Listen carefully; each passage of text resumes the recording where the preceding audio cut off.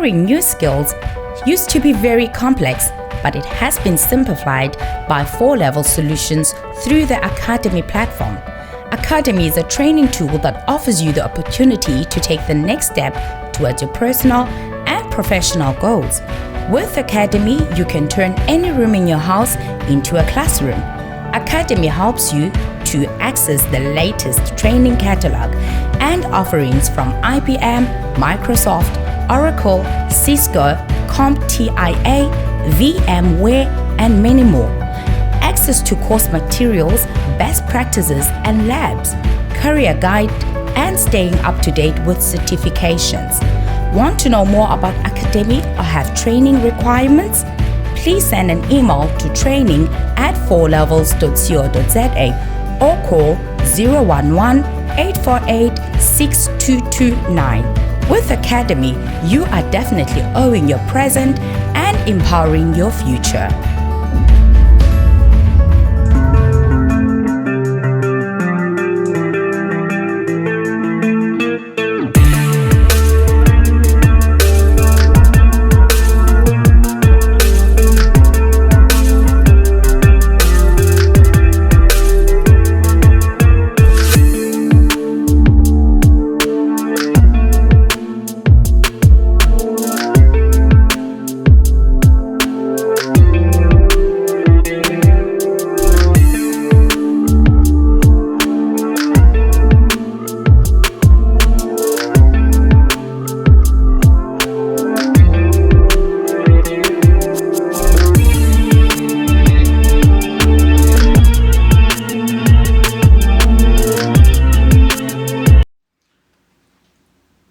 Mesdemoiselles et messieurs, heureux encore une fois de plus de me retrouver devant vous pour un nouveau numéro où nous allons parler encore de la République démocratique du Congo. Le sujet est tellement grand. Ici, nous réfléchissons, mesdames, mesdemoiselles et messieurs, sur la Constitution, sur le fondement de notre pays qui est la base finalement où le développement doit s'asseoir.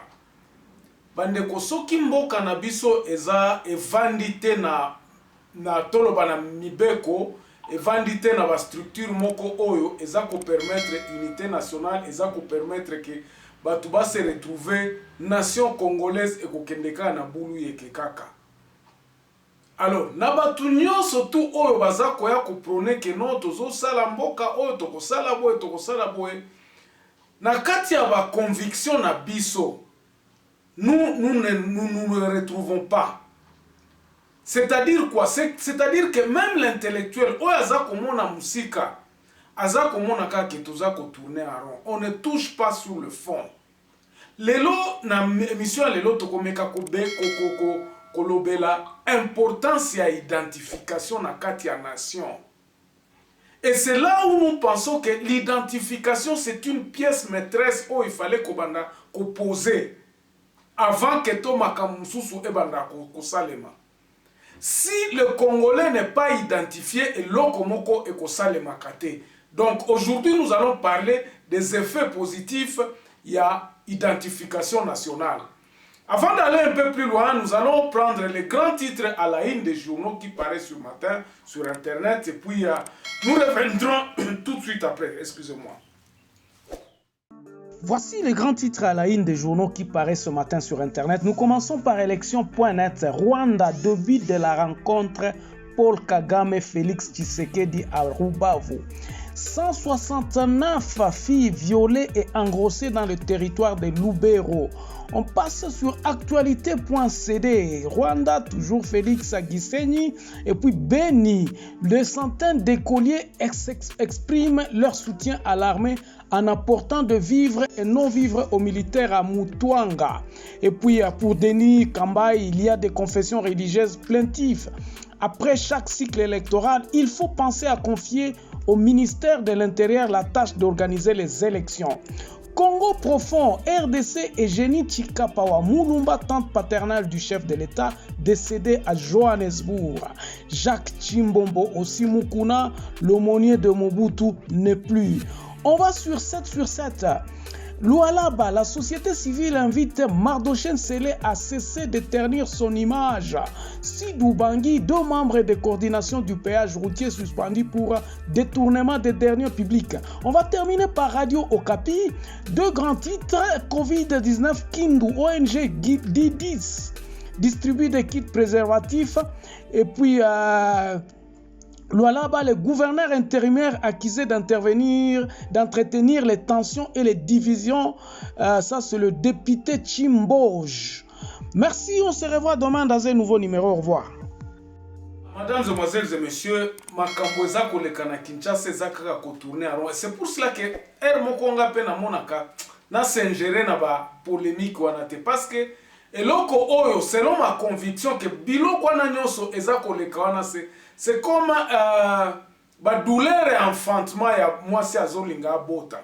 C'est normal, je trouve ça normal. Okoyoka batu mususu bazoloba makambo ba jipe, oh président Salibo, nous ne réfléchissons pas. Tout ça qu'on réfléchir exactement sur Fondation Ambo Cannabiso. Et nous ne nous acceptons pas que tout ça n'a erreur. Et c'est là où je me dis que ce qui me conduit à ta moni ba vérité de ce que j'avais parlé hier, à moni que ba mafia ezali, à moni que ba biloko oyo, je crois qu'il n'est pas capable de résoudre ce problème-là. Tellement que le mal est très profond, il est difficile à résoudre le problème. Et ça difficile, tu ne peux pas.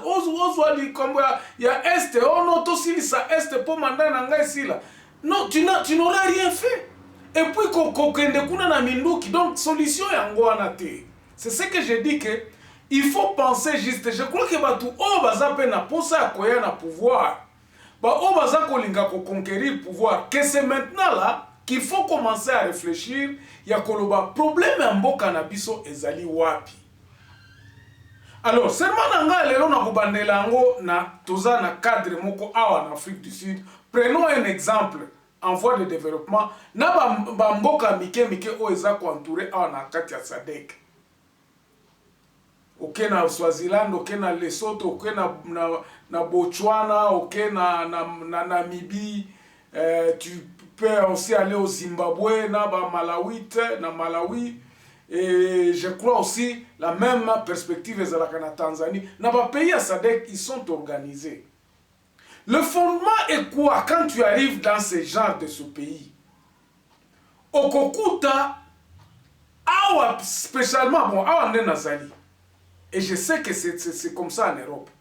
Bande Konangai, si vous n'avez pas une pièce d'identité, tu es nulle part. Eza okosala eloko mon côté. Si tu n'as pas une pièce d'identité qui t'identifie avec un nombre, un chiffre, moi j'ai ma carte d'identité sud-africaine ici. Identité à ma résident. Donc je suis résident ici. Je suis reconnu par l'État. Et là, je suis bien. Dans un passeport à ma résident, dans ma communauté, dans la business, je suis reconnu. Ce qui ont une pièce ou tu ne peux pas avoir un compte bancaire, tu ne peux pas faire un business, tu ne peux pas étudier, tu ne peux absolument rien faire. C'est dès lors, donc, moi, n'attends pas que botama, ça 3 jours, aucun de quoi enregistrer, moi, pour azala na pièce d'identité. Vous voyez l'importance oyo mboka oyo et vanana. Nous sommes au début de la construction d'un pays. Bandeko, si vous n'avez pas une pièce d'identité, pièce d'identité, il y a tout un ministère intérieur, il a bango awa. Il faut que la première des choses qu'on exige, c'est le ID. Donc l'identité, la pièce d'identité. Et le ID est défini par un chiffre que l'on donne à quelqu'un. Nous les Congolais, nous n'en avons pas. Ma carte d'électeur, c'était des histoires biaisées. Je vous donne cette illustration pour que vous compreniez place Ninyango Nazo Kende Nabino. Je crois que je vais faire ça dans 2 émissions, les Lona Lobby. Ce qui est aussi parce que c'est là où le fondement même du pays. Donc, à chaque naissance, eza inculqué na bato nyonso ya basud-africain awa. Il faut que na ministère affaires intérieures enregistre mwana na ba bureau ya ministère intérieur et comment même na ba hôpitaux oye basali ba pesi formulaire mwana remplir forme mwana ale papa na ye ba remplir ba biloko nyonso ekei ministère ya intérieur ebimisio certificat de naissance, birth certificate. Na certificat de naissance wana eyaka na numéro d'identité na biso. Biso ba étranger tango toyaka awa soko za na passeport na yo baza na système na bango kaka ya gestion ya population ekotia yo na namba awa ke okoti na Afrique du Sud. Soko okotaki na Cape Town ou enregistré ko yaki na avion tango za kokota numéro identité na yo ya passeport na yo ekoti comme un étranger ko yaza kokota tango za kokende kosenga babiloko bakosenga yo passeport na yo bakosenga yo identité na yo bien géré malgré qu'il y a des failles. Je ne dis pas que eza la 100% mais il y a aussi des failles. Parce que ba ID mususu ezalaka tricher ba mona batu mususu bazaba marié tout ça mais mutu mususu ba piratage wana ezangaka te ezali même en Amérique même par-ci par-là ezali mais eza na pourcentage moko muke tellement que système na bango ba sécuriser yango. Pourquoi? Parce que c'est ça le fondement ya mboka, base ya mboka eza identification. Mais nous au Congo nous avons pratiquement échoué. Nous avons échoué sur ce plan-là. Au moment où donc tu échoué, ça nous a créé beaucoup de problèmes. Ça nous a créé beaucoup de problèmes. Pour devenir sud-africain aujourd'hui, nous avons un numéro d'identité, mais nous avons identifié comme étranger, mais vivant ici comme résident. Si je veux être sud-africain, je veux faire une demande d'avoir la nationalité sud-africaine. C'est individuel. À partir du numéro d'identité na ngai bakoyeba ke ngai naza mopaya. Naza kosenga. Voici les conditions ya kosala babiloko wana. Et puis babiloko wana eza na ba étage ya sécurité. Donc ici j'en parlerai même dans une autre émission, mais c'est impossible, presque impossible à koloba na yibi identité. Ngai naza étranger na komi awa bakoyeba nga kaka parce que tango nazokende par exemple kosenga ou bien kofungola numéro à compte bancaire, les banques pour que on t'ouvre un numéro de compte bancaire, il faut oyana pièce d'identité na oza valable. Ils ont le mesure de sécurité à vérifier eloko wana partout. Ezala na ba trafic awa tsako na nani na balabala roulage biso bakangaka biso na ndenge nini awa. Isifi kaka uoneshe kitambulisho yako banasema sawa ulifanya hapa hivi ulifanya makosa osala kimbeba awa bazuyo kaka kitansi na bapesi yo. Jura kokende ko renouveler disque bakoyebi soke ozana ba nyongo boye okoyiko zwa disque te tanke ba nyongo. Et puis le système est verrouillé. Okuta ke okoyiko zwa disque wana te. Soki bakangio na balabala disque no esili ezambeba, il faut kende. Donc le système doit faire en sorte que on identifie les gens. Na mboka na biso to identifiana, tozana carte d'identité. Mais vous allez voir les Congolais en train d'aller en dehors ya kozwa solution wana. Les Congolais partent toujours en dehors. Congolais lingi kozala il ne veut pas que ça soit qu'on reconnaisse wana que ça solution. Les Congolais ne veulent pas. Même les dirigeants qui viennent, biso to lingi to vandaka na désordre wana. Pourquoi? Parce que nous sommes instrumentalisés par l'extérieur. Nos dirigeants sont même les députés même ils ne réfléchissent pas.